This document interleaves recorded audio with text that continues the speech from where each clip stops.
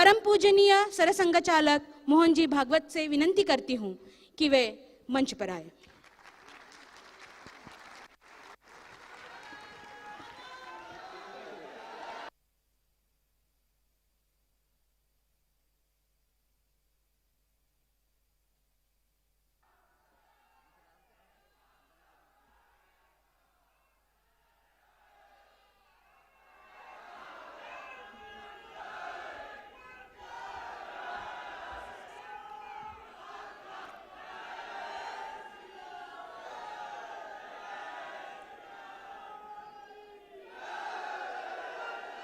इस सभागृह में अपने उत्साह सहित उपस्थित सभी तरुण बंधु भगिनी, उपस्थित नागरिक सज्जन, माता भगिनी, ऐसा ही भाषण बहुत साल पहले मैंने एक बार दिया था। उसका प्रारंभ जिस वाक्य से किया था उसी वाक्य से इस भाषण का भी मैं प्रारंभ करता हूं।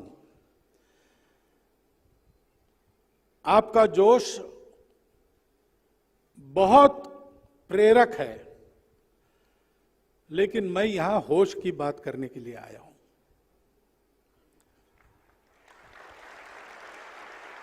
जोश तो आवश्यक है, बिना जोश के कोई काम नहीं होता। इसीलिए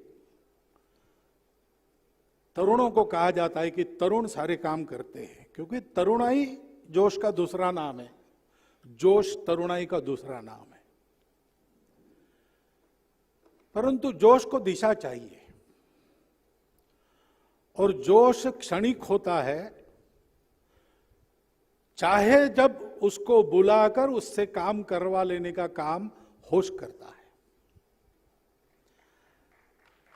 और इसलिए आज अपने स्वतंत्रता के इस अमृत महोत्सव के वर्ष में 14 अगस्त को हम लोग यहां बैठे हैं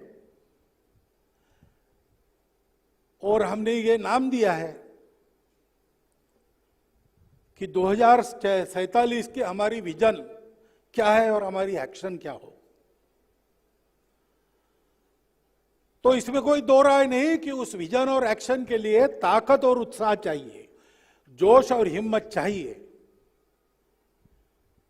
परंतु उसके साथ साथ उसकी एक दिशा चाहिए, और उस दिशा को समझने के लिए होश के साथ विचार करना पड़ता है। हमको 2047 में भारत को बड़ा करना है। अब अपने आप को बड़ा करना है तो भी बहुत सारे परिश्रम करने पड़ते हैं। यहां तो पूरा देश खड़ा करना है, तो क्या क्या करना पड़ेगा। हमारे सामने वो सारा इतिहास एक नृत्य के द्वारा प्रस्तुत किया गया। वो जो कहानी है देश को बड़ा करने की, वो हमेशा खून से, पसीने से, आंसुओं से लिखी जाती है। नारे तो उस पर बाद में लगते हैं, पता नहीं उस समय नारे लगे कि नहीं। और इतना तो पता है कि वंदे मातरम के नारे लगे तो अंडमान में जाना पड़ा काले पानी की सजा भुगतने के लिए। नुकसान उठाना पड़ता है।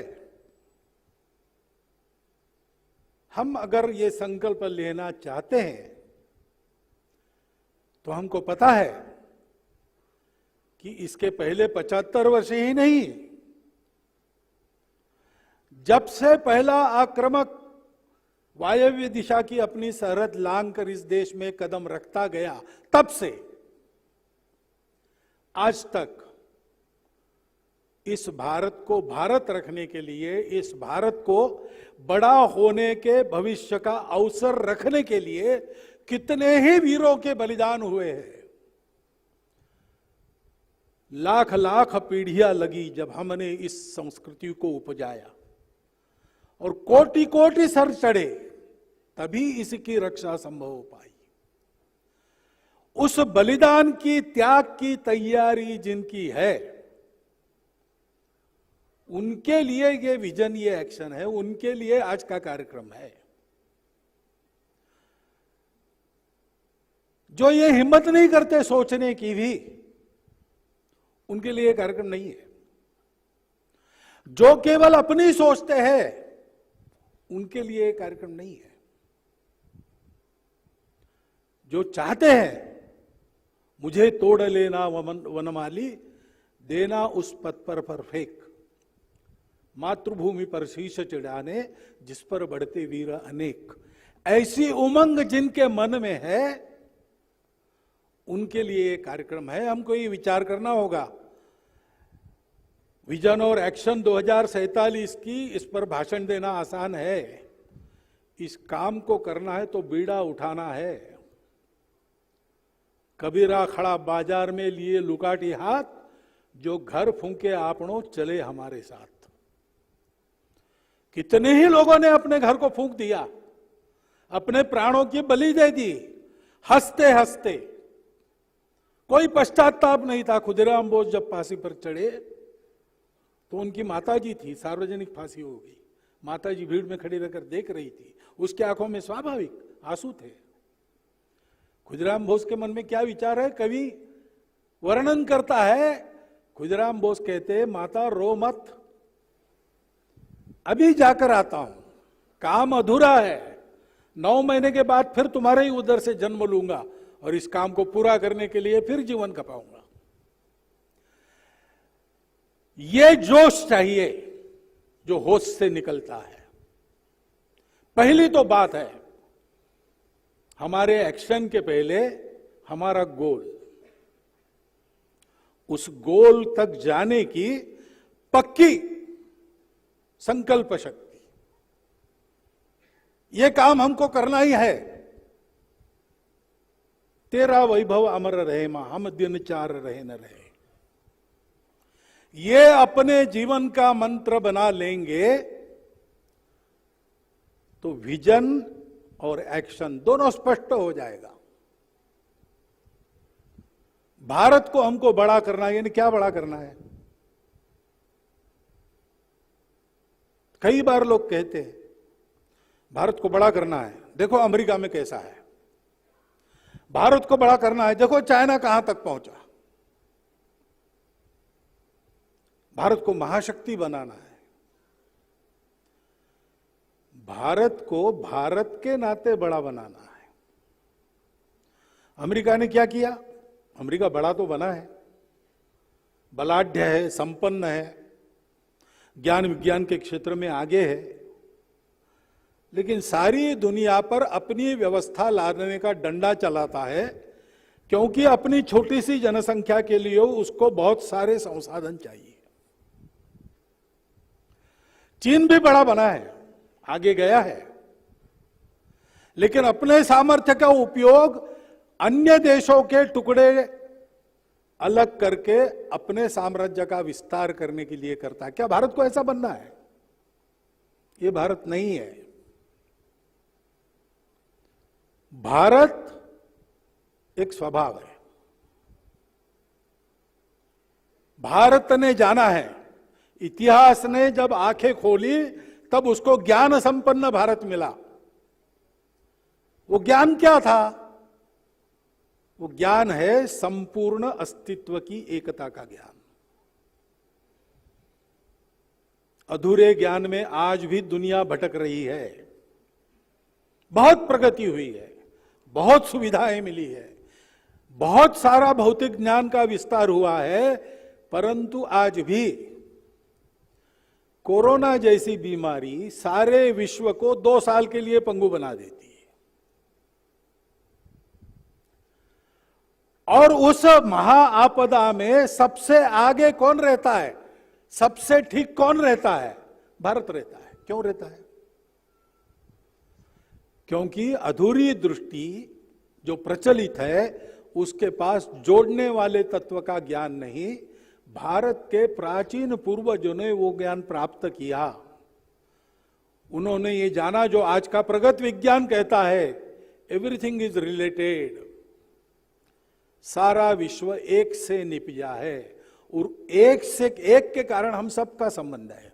हम दिखते अलग अलग है, बरतते अलग अलग है, खाते पीते अलग अलग है, पूजा अलग अलग करते हैं, सब प्रकार की बातें अलग अलग है, सृष्टि में विविध रंग रूप है, परंतु ये सारे एक स्तर तक भासमान रहते हैं। वास्तविकता, एब्सोल्यूट रियलिटी क्या है? Unity of the existence. उसको देखते हुए सारा व्यवहार करना चाहिए, तो भौतिक जीवन भी सुखी होगा और मृत्यु को लांघकर हम लोग अमर हो जाएंगे। ये अगर मुझे पता है और मैं मानता हूं इस विश्व की एकता को, तो सारे विश्व को ये ज्ञान देने के लिए मेरा जन्म है। इसके प्रकाश में ये जीवन विद्या देने के लिए मेरा जन्म है। एतद् देश प्रसूतस्य सकाशादग्र जन्मनाथ स्वम स्वम चरित्रम शिक्षेरन पृथिव्याम सर्वमानवा।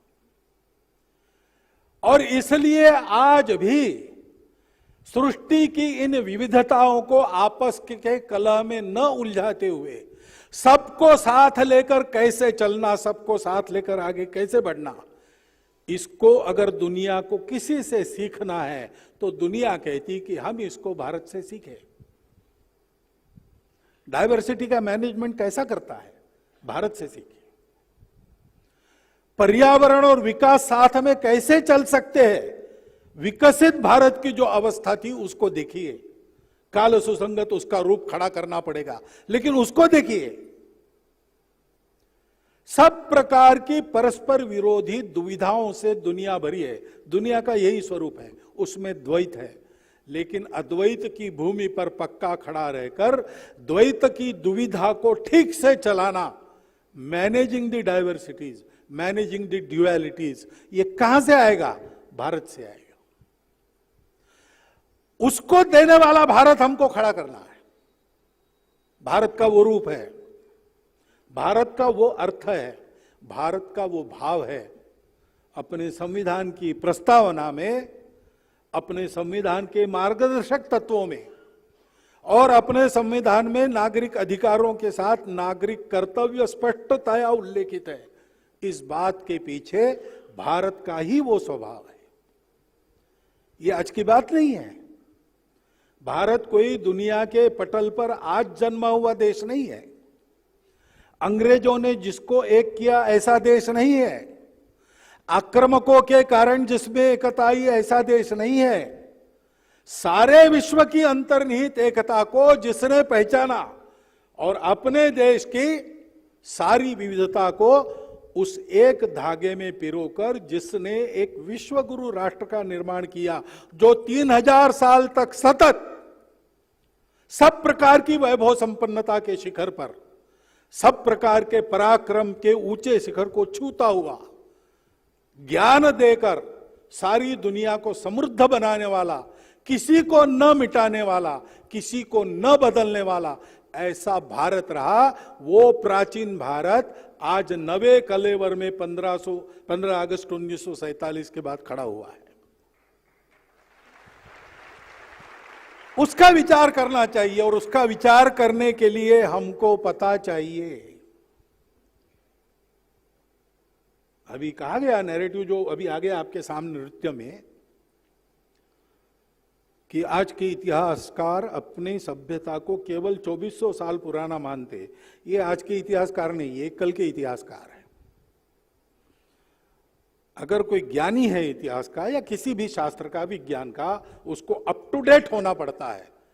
और अप टू डेट नॉलेज क्या है? राखी गढ़ी के उत्खनन से बाहर आया है कि कम से कम 9000 साल पुरानी, जिसको सिंधु सरस्वती सभ्यता कहते हैं, वो उत्तर दक्षिण पूर्व पश्चिम पूरी भारतव्यापी सभ्यता थी, और ईसा पूर्व 9000 साल कम से कम पुरानी है। हमको ये सीखना पड़ेगा। अभी ये ज्ञान है, लेकिन हमारे सामने नहीं, हमारे पाठ्य पुस्तकों में नहीं। अंग्रेजों ने जो यहां परंपरा डाली उसमें धो गया है ये स्मरण। हमको उसको याद करना पड़ेगा, उसके लिए ढूंढना पड़ेगा। पाठ्यक्रम बदलेगा, फिर पुस्तकों में आएगा, फिर हम पढ़ेंगे। रुकने की फुर्सत नहीं है। शीघ्रातिशीघ्र भारत को बड़ा करना है। हमको ये प्राप्त करना पड़ेगा। ये उपलब्ध है, खोजेंगे तो मिलेगा। खोजना पड़ेगा। भारत की वास्तविकता को हमको जानना पड़ेगा। इतना बड़ा भूगोल था भारत का, छोटा क्यों हो गया?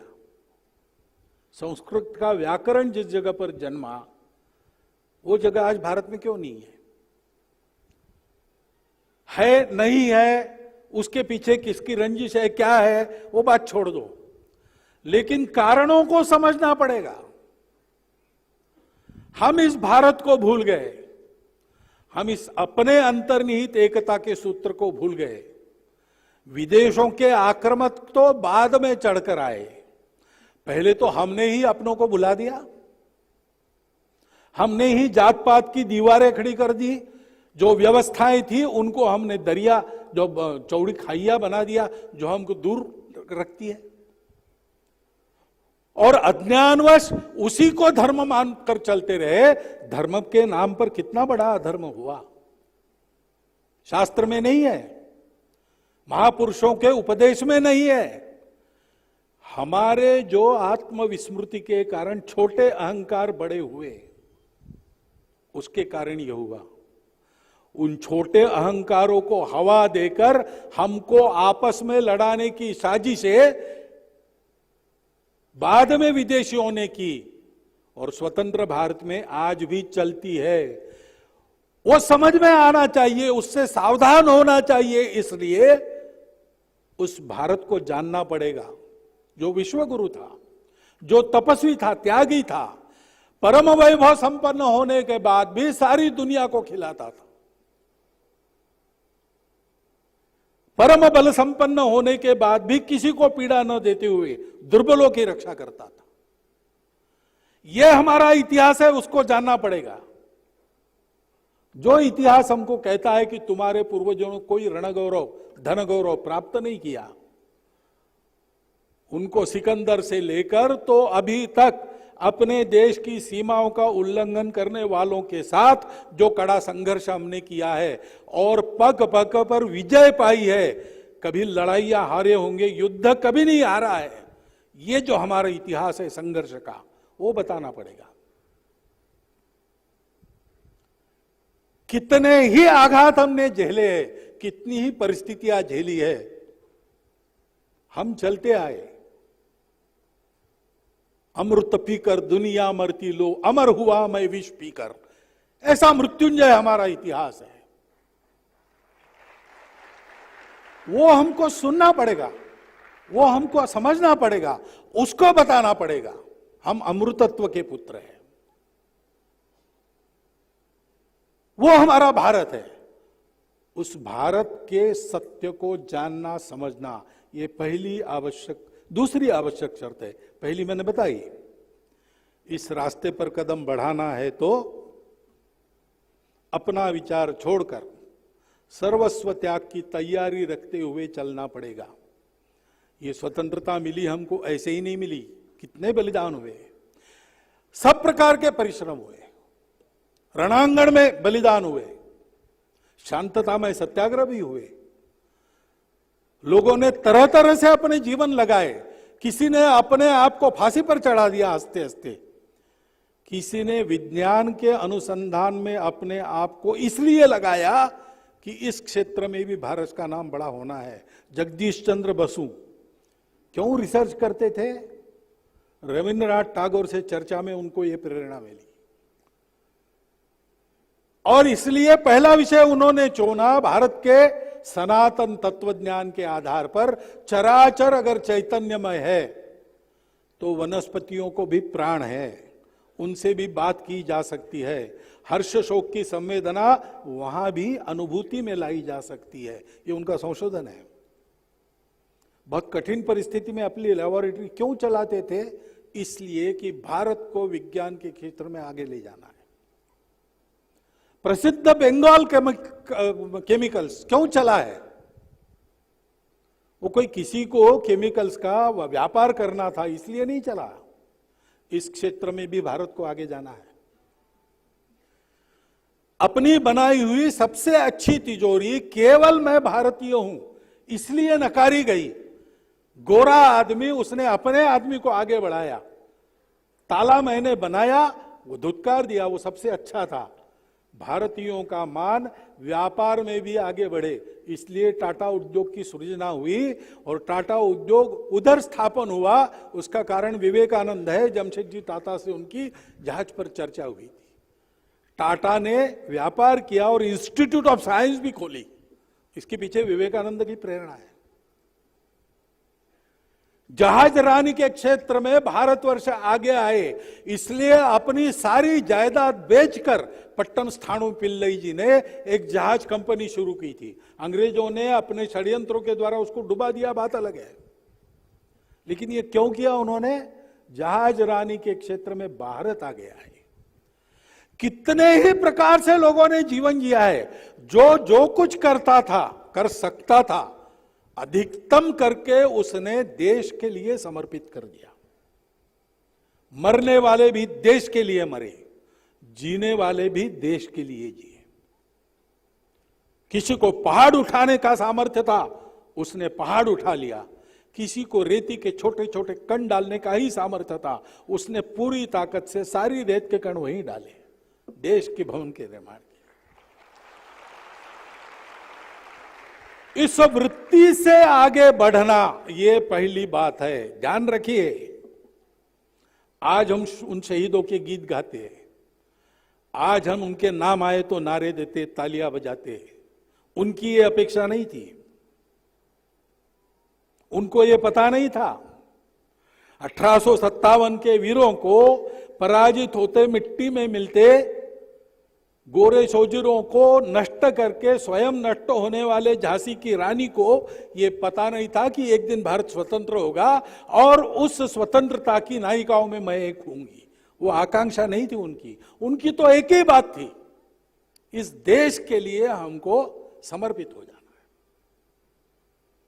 आज वो ग्लैमर दिखता है, इन जीवनों की वो जो दीप्ति है, वो आज हम देख पाते हैं। उस समय उनको उपेक्षा मिली थी, उस समय उनको सहायता नहीं मिली थी।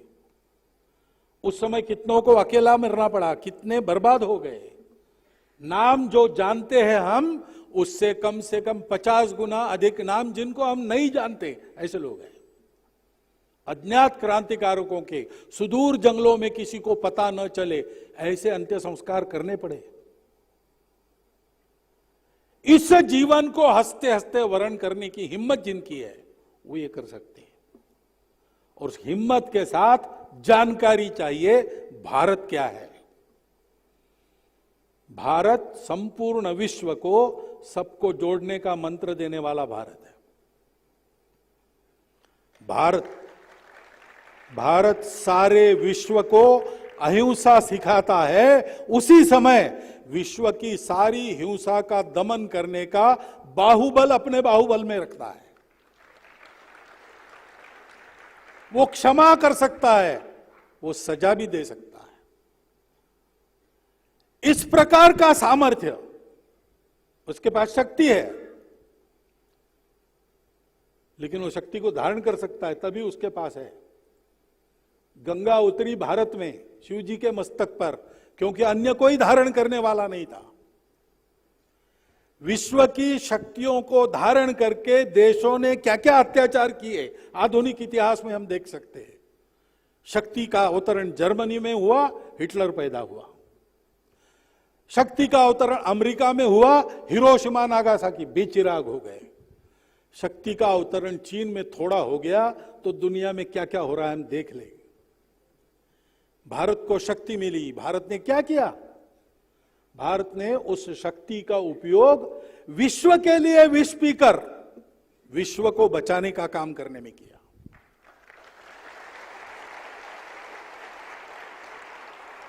भारत अहिंसा का पुजारी है, भारत दुर्बलता का पुजारी नहीं है। भारत शक्ति की आराधना करता है। मन में उस अहिंसा को धारण करके और हाथ पैरों में उस शक्ति को धारण करके हमको इस पथ पर आगे बढ़ना है। भारत को जानकर चलना है और सोचना है कि क्या करना है। पहली बात है,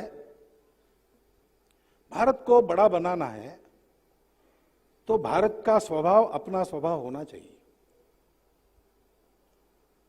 पंथ, जाति, प्रांत, भाषा आदि के आधार पर एक एक मनुष्य को बांट बांट कर देखना, जो अलग दिखते हैं वो एक हो ही नहीं सकते, ऐसा मानकर चलना, ये भारत नहीं है। भारत मानता है एक होने के लिए एक सा होने की जरूरत नहीं। एक होना तो मन की बात है, मन की एकता होती है, समरसता होती है, उसके बलबूते प्रकृति ने जितने भेद रखे उतने भेदों को साथ चलाओ, बाकी और कोई भेद मानने की या तैयार करने की जरूरत नहीं। भारत के अवनति के काल में कई प्रकार की विकृतियां ऐसी आई है, अपने मन को पहले उससे मुक्त करके चलना पड़ेगा। उन भेदों के आधार पर स्वार्थ की मांगे उठती है, उन भेदों को भड़काकर स्वार्थ की लालच देकर कई प्रकार की गतिविधियां चलाई जाती है। भावना के आवेग में उनके साथ हम न जुड़े, क्योंकि भारत संपूर्ण विश्व की एकता मानता है, वैसे ही विश्व की हर छोटी बड़ी विविधता को मान्यता देता है, स्वीकार करता है, उसका स्वागत करता है।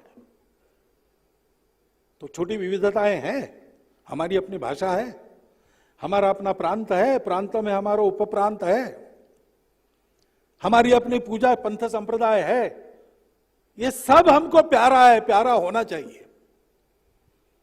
हमारे घर परिवार का एक एक सदस्य हमको प्यारा होना चाहिए।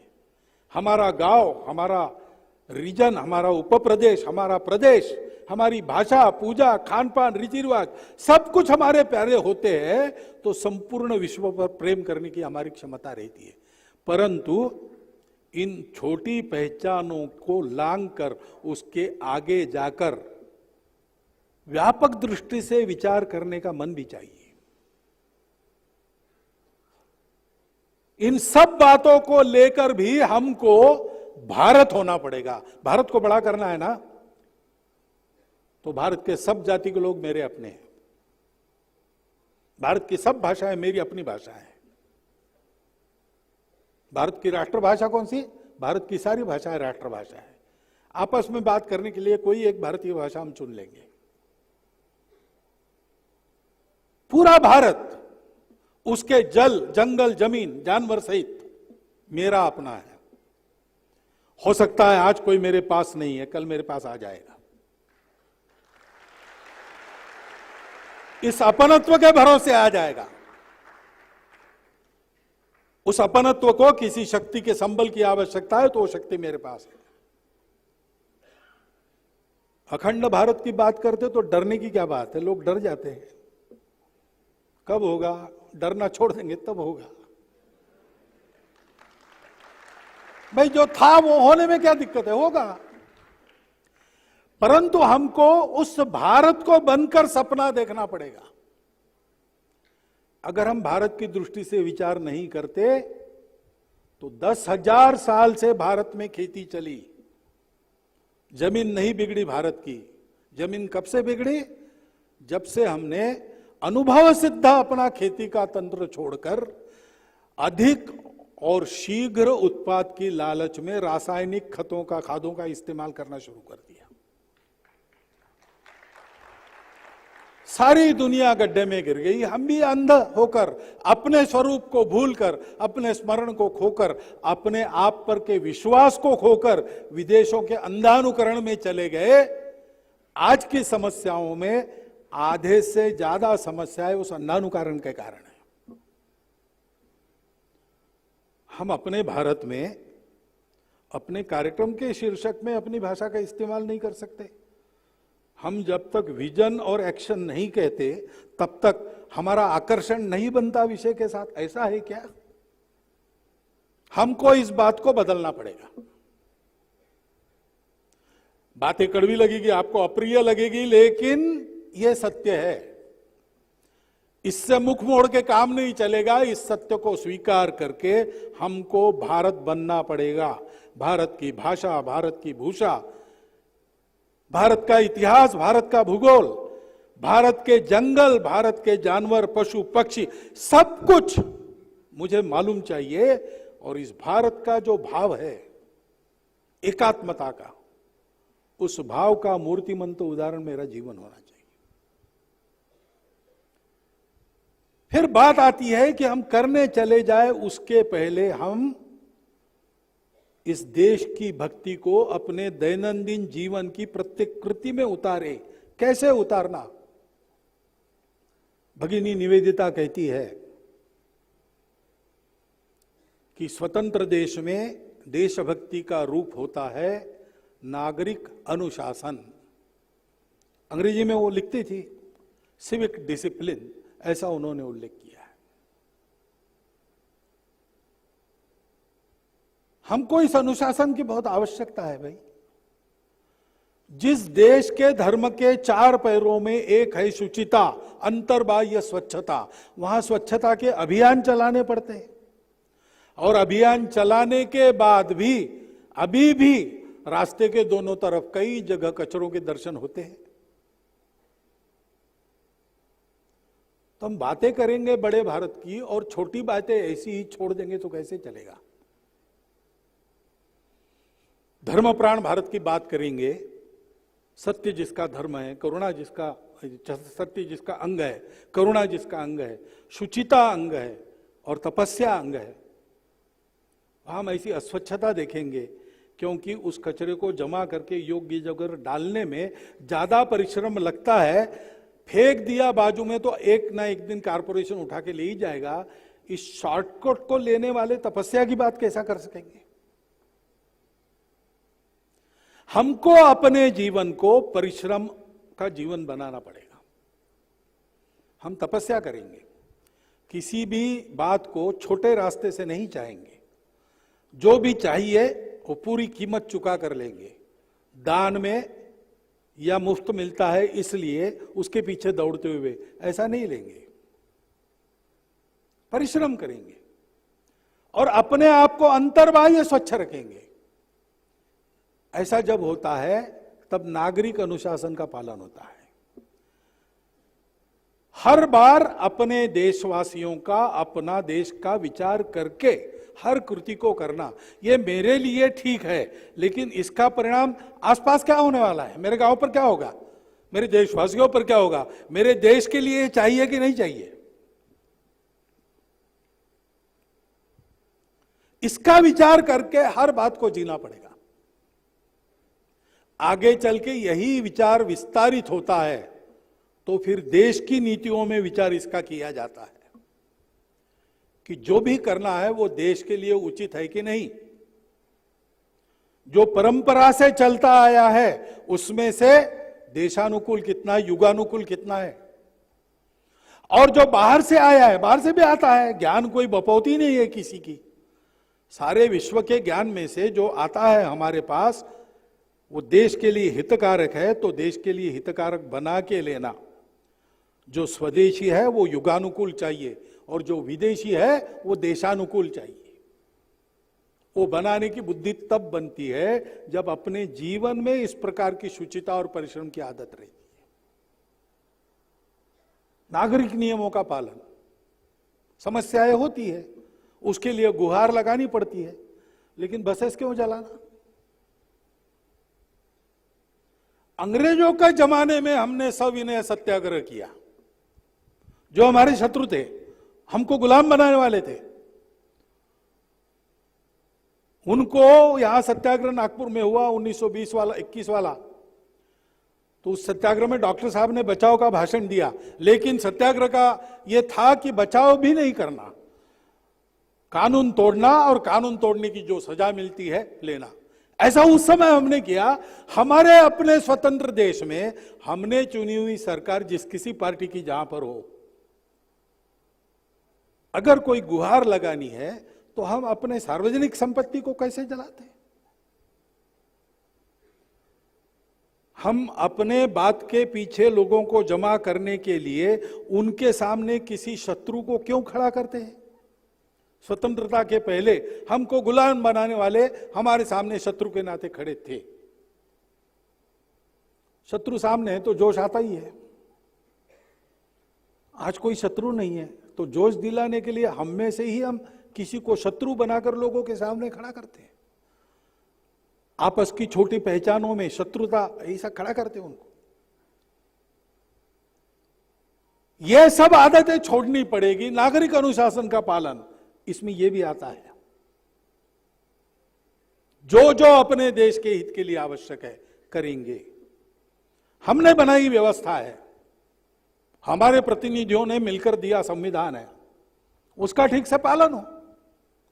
वो संविधान इतना उदार है कि अगर हमको लगता है उसमें कुछ बदलना है तो उसी में व्यवस्था है, जिनको करना है वहां का पालन करेंगे। लेकिन संविधान जो कुछ है, आज की तारीख में जो कानून बना है, जो अनुशासन बना है, हम उसका श्रद्धापूर्वक पालन करेंगे। ऐसा जीवन बनाना पड़ेगा।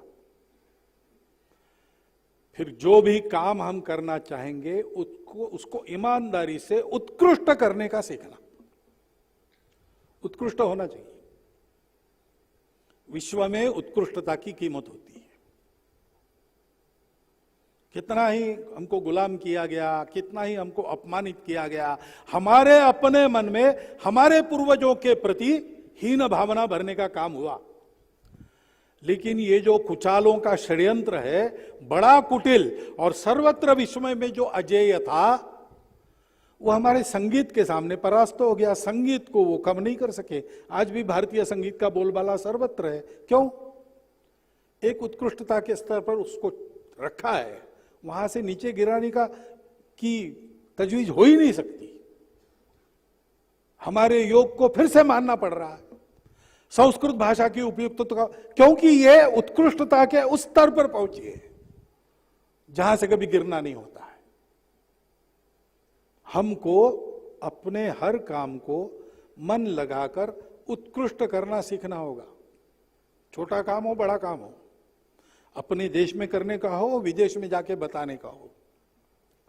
ऐसा कहते हैं कि तिलक जी को उनके पुत्र ने पत्र लिखा कि आप गणित के विद्वान हैं, इसलिए आप चाहते हो मुझे गणित में ही आगे बढ़ना चाहिए, लेकिन मुझे गणित में तो बिल्कुल रुचि नहीं, आप क्यों थोप रहे हो मेरे पर?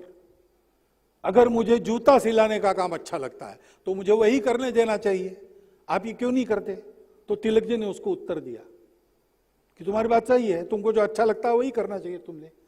तुमको जूता सिलाने का काम है, तुम करो।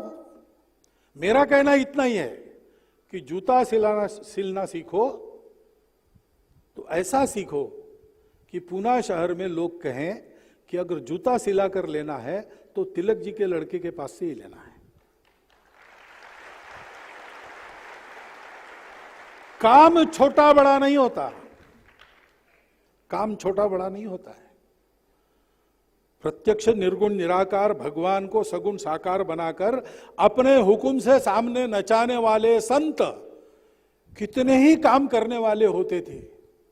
कोई कुम्हार थे, कोई नाई थे, कोई तो जिनको दुर्भाग्य से अस्पृश्य कहा गया ऐसे थे, कोई बाग बगीचे का काम करने वाले थे। और सब कोई विद्वान दशग्रंथी ब्राह्मण नहीं थे, वो तो बहुत थोड़े थे। अपने काम को ठीक करना, योग कर्मसु कौशलम, इस संदेश का आचरण करते हैं तो अपने अपने कर्म योग से भी सर्वोच्च श्रेष्ठ तत्व को पाया जा सकता है। यह भारत का संदेश है। इसलिए उसका आचरण करना, जो भी आप कर रहे हो, आप इंजीनियर बनना चाहते हो, उत्कृष्ट इंजीनियर बनो। डॉक्टर बनना चाहते हो, उत्कृष्ट डॉक्टर बनो। लेकिन कर्म की कुशलता में केवल कर्म उत्कृष्ट करना नहीं होता, कुशलता का एक अर्थ है। जैसे गीता में योग कर्मसु कौशलम कहा है, वैसे तथागत ने कुशलस्स उपसंपदा ऐसा कहा है। कर्म करते हैं अपना पेट पालने के लिए, आजीविका प्राप्त करने के लिए, उपसंपदा के लिए। वो कुशल होनी चाहिए, ऐसे तथागत ने भी कहा है। तो कुशल शब्द का अर्थ क्या है? कुशल शब्द का अर्थ है कि वो करते समय दूसरे किसी की हानि न हो। और ये थोड़ा नकारात्मक हो जाता, न हो, उसको सकारात्मक जोड़ देंगे, दूसरे लोगों का भी उपकार हो, वो कुशल कर्म है। तो हम उत्कृष्ट डॉक्टर बनेंगे। हम उत्कृष्ट डॉक्टर है इसलिए हम जिस बस्ती में रहते हैं उस बस्ती में स्वास्थ्य उत्तम हो गया लोगों का हमारे कारण, तो हमारी डॉक्टरी का उपयोग है। केवल ऊंचा होने से क्या होता है? ऊंचा भया तो क्या भया, जैसे पेड़ खजूर, पथिकन को छाया नहीं, फल लागे अति दूर। ऐसी उत्कृष्टता किस काम की? अटल जी तो प्रार्थना करते, हे प्रभु मुझे इतनी ऊंचाई मत देना कि मैं किसी घास के उगते तिनके से बात न कर सकूं, इतना दूर मत करना कि मैं अपनों से ही दूर हो जाऊं। हमको उत्कृष्ट होना है और हमको उपकारी होना है। उपकार यानी अहंकार नहीं। जीवन का ये मंत्र है अपने यहां, आत्मनो मोक्षार्थम जगद हिताय च। कर्म ऐसा करो, उत्कृष्ट कर्म करो, तो आपके कर्मयोग से ही आप वहां तक जाओगे। लेकिन ये कर्म केवल आत्मनो मोक्षार्थम नहीं होता, आत्मनो मोक्षार्थम जगत हिताय च। एकांत में उसकी साधना, लोकांत में परोपकारी जीवन। ऐसा अपना जीवन बने।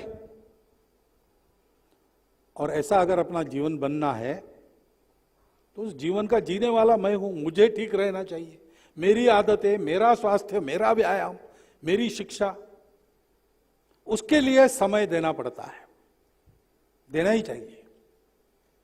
अपने परिवार को ठीक रखना पड़ता है, क्योंकि परिवार स्वस्थ रहे तो हम स्वस्थता से सारे काम कर सकते हैं।